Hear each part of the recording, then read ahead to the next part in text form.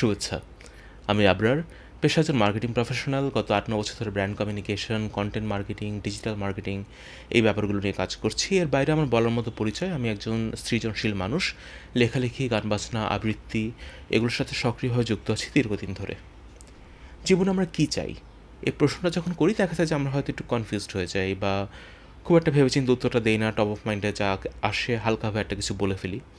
একটা বড় কারণ হতে পারে যে আমরা ভাবার সময়টাই আসলে পাই না। জীবনে কী চাই এটা নিয়ে ভাবার সুযোগটাই আমাদের হয়ে ওঠে না।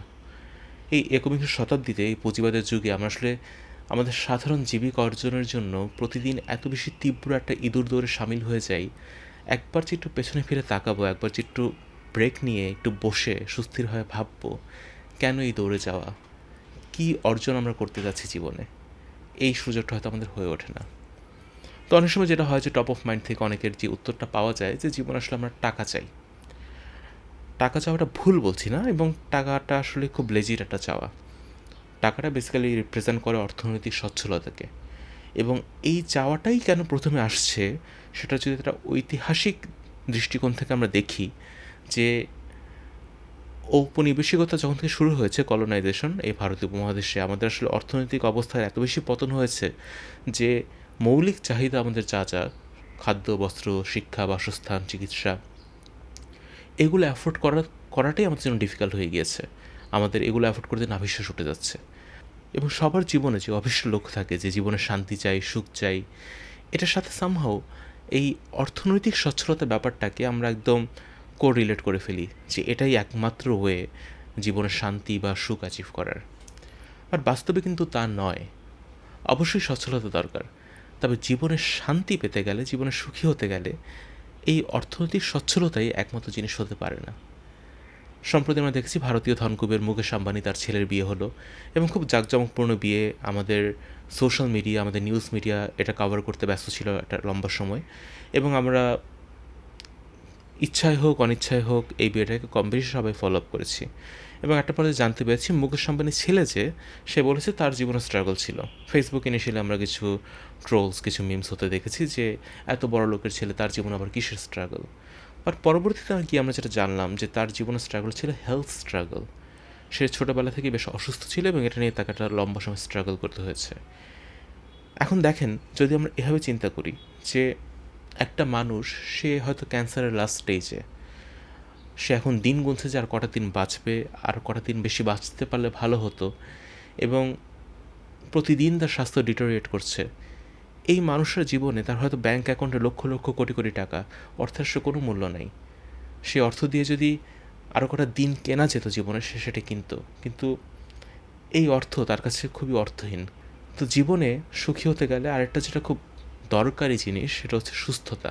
ফিজিক্যালি কেপেবল থাকতে পারাটা, এটা আসলে কত বড় ব্লেসিং, এটা অনেক সময় আমরা বুঝি না। আমরা শরীরটাকে খুব অগ্রাহ্য করি অনেক সময়, কাজের ওপর এত বেশি ফোকাস থাকি, বা জীবিকা অর্জনে এত বেশি ফোকাস থাকি, এত বেশি এফোর্ট দেই, শরীরটার কি কোনো ক্ষতি হয়ে যাচ্ছে কি না, যতক্ষণ পর্যন্ত না খুব ভয়ানক একটা বুম হচ্ছে, যে একটা ভয়ঙ্কর অবস্থা নিয়ে আমাদের ডক্টরের শরণাপন্ন হতে হচ্ছে, ততক্ষণ পর্যন্ত আসলে আমরা কেয়ারলেস থাকি, যে ভাবি না আসলে শরীরটার ওপর দিয়ে কী যাচ্ছে, একটু ব্রেক দরকার কি না, ঠিকমতো ঘুম হচ্ছে কি না, আমার খাওয়া দাওয়া ঠিকমতো আছে কি না।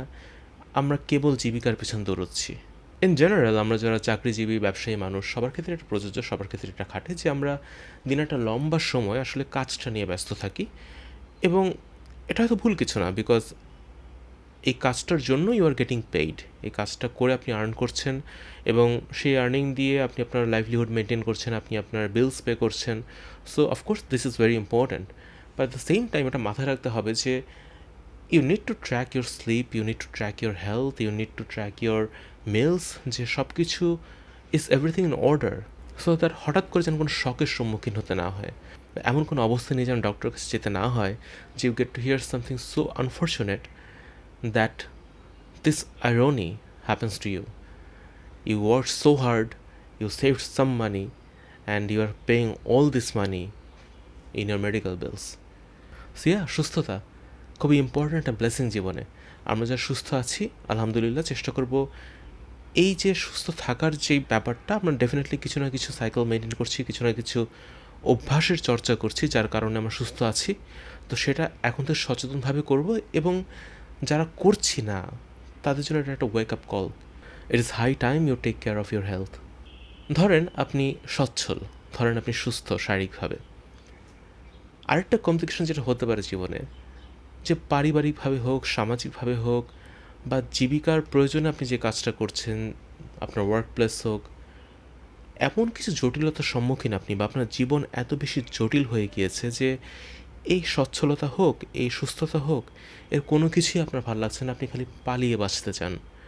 আপনি যখন when you are alone you are feeling depressed, when you are coming from work you are feeling frustrated, you don't find the shelter from your family, আপনার যে কাজের পরিবেশ তা আপনি এনজয় করেন না, আপনার খালি পালিয়ে যেতে ইচ্ছা করে, আপনার সবসময় হতাশ লাগে, সবসময় আপনি দুশ্চিন্তায় থাকেন।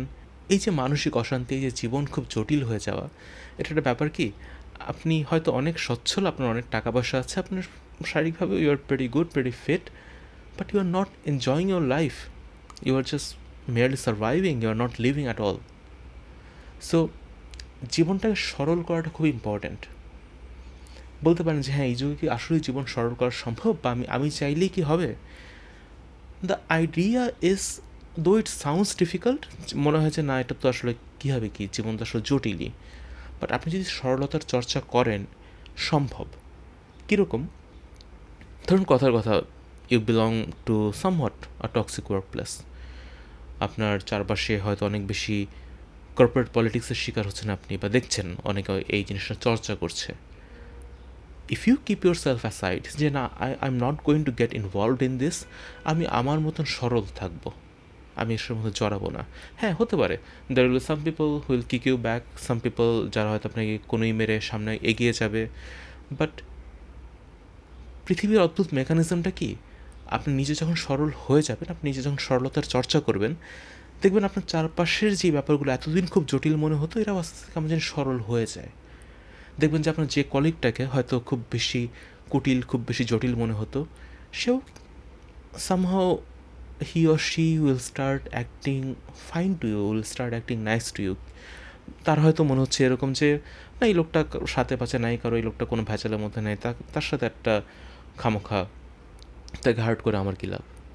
এবং দৈনন্দিন জীবনে আপনার যে ট্রানজ্যাকশনগুলো, দৈনন্দিন জীবনে আপনার যেই সম্পর্কগুলো, এগুলোর মধ্যেও যদি আপনি একটা সরলতার চর্চা করেন, দেখবেন যে সম্পর্কগুলো না অতটা জটিল না, সম্পর্ক যে মানুষের সাথে সেও অতটা জটিল না, সেও আসলে সরলই।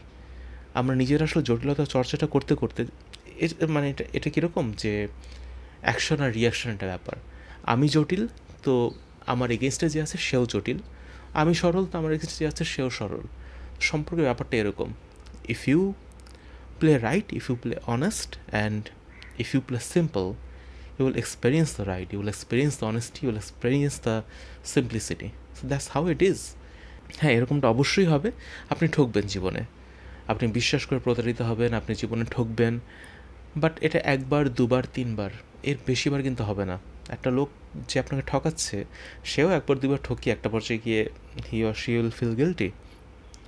আমি ব্যক্তিগত জীবনে যেটা বিশ্বাস করি, যে কাউকে যদি বিশ্বাস করে ঠকতে হয়, that's all right, I will accept that.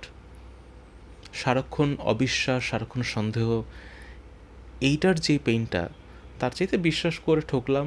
বাজারে গেলেন, ধরেন তরমুজ হলে আপনাকে একটা বাজে তরমুজ গছিয়ে দিল, বা মাপে কম দিল, টাকা বেশি রাখলো, বা ধরেন আপনার ওয়ার্ক প্লেসে একজন কলিগ যেটা ফাউল প্লে করে নিজের ক্যারিয়ার অ্যাডভান্স করলো, আপনি পিছিয়ে পড়লেন।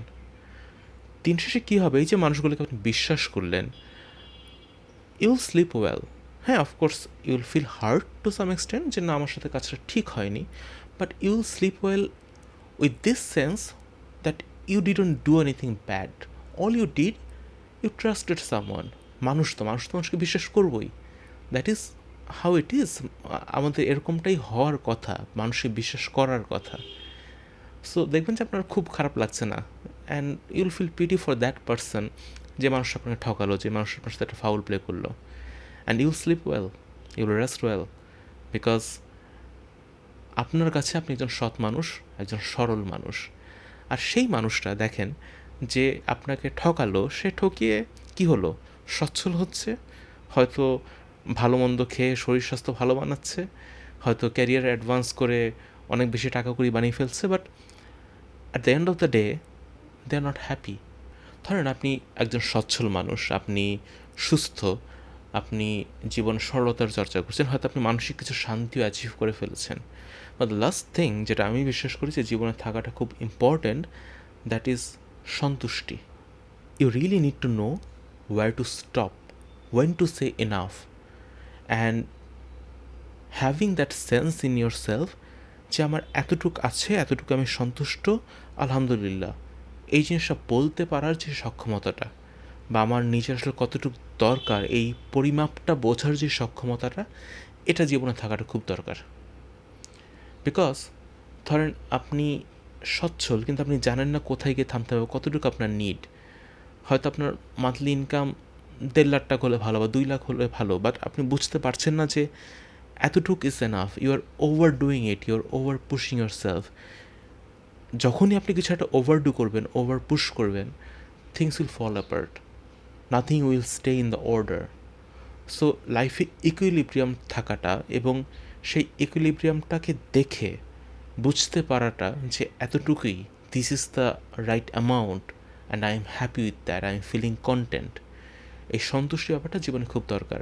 Otherwise you will never actually feel happy, something will always haunt you, যে আমার বোধহয় একটু কম হয়ে গেল, আমার বোধহয় আর একটু বেশি কিছু করা দরকার ছিল। সো এই জিনিসটা কখনো মাথা থেকে যাবে না। সো দ্যাট ইজ ওয়াই আপনাকে খুব ক্লিয়ারলি চিন্তা করে বুঝতে হবে যে আপনার জীবনে কতটুকু নিড, কতটুকু হলে দরকার। কারো নিড হয়তো একটা টয়োটা গাড়ি পর্যন্তই, কারো হয়তো বিএমডব্লিউ দরকার। তো এই বাউন্ডারিটা বোঝা, আপনার কতটুকু হলে আপনি সন্তুষ্ট। সো ওটা যদি আপনি বুঝতে পারেন, আপনি বুঝতে পারবেন যে আসলে কোন জায়গায় আপনাকে কতটুকু এফোর্ট দেওয়া দরকার, কতটুকু অ্যাচিভ করা দরকার। অ্যান্ড যখন এটা অ্যাচিভ হয়ে যাচ্ছে, আপনাকে আসলে ওই জায়গায় বলতে পারতে হবে যে হ্যাঁ, এতটুকুই আমার জন্য অ্যাপ্রোপ্রিয়েট এবং এতটুকুতে আমি সন্তুষ্ট। এই মনের ভেতর এই সেন্স অফ সন্তুষ্টি বা এই সেন্স অফ ফিলিং কন্টেন্ট, এটা খুব ইম্পর্ট্যান্ট। সো আমার যে পড়াশোনা লব্ধ জ্ঞান বা অভিজ্ঞতা লব্ধ জ্ঞান এবং যে ফিলোসফিক্যাল অ্যাসপেক্ট, সেখান থেকে আমার সামারি হলো যে জীবনে এই 4টা জিনিস দরকার: সচ্ছলতা, সুস্থতা, সরলতা আর সন্তুষ্টি। That's it. আই থিঙ্ক এই 4টা ব্লেসিং যদি আমাদের জীবনে আসে, will all live happily, will all leave content.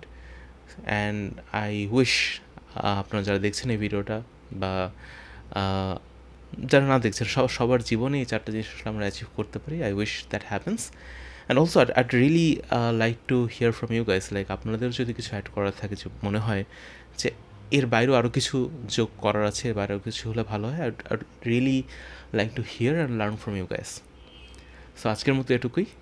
আমাদের সবার জীবন সরল হোক, সবার জীবন সুন্দর হোক। ধন্যবাদ।